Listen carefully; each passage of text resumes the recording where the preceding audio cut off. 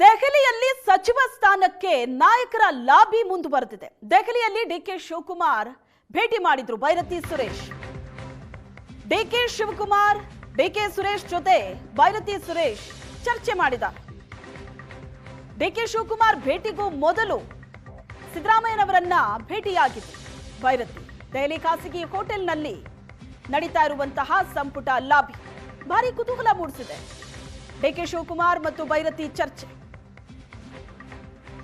ದೆಹಲಿಯಲ್ಲಿ ಡಿಕೆ ಶಿವಕುಮಾರ್ ಅವರ ಜೊತೆ ಬೈರತಿ ಮಾತಾಡ್ತಾ ಇರುವಂತಹ ಫೋಟೋ ನೋಡ್ತಾ ಇದ್ದೀವಿ.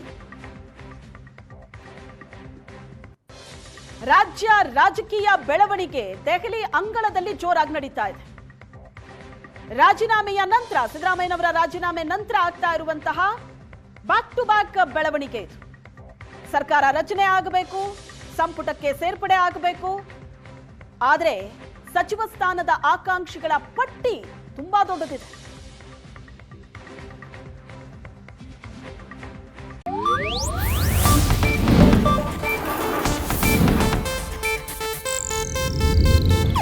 ಇದು ಏಷ್ಯಾನೆಟ್ ನ್ಯೂಸ್ ನೆಟ್ವರ್ಕ್ ಪ್ರಸ್ತುತಿ.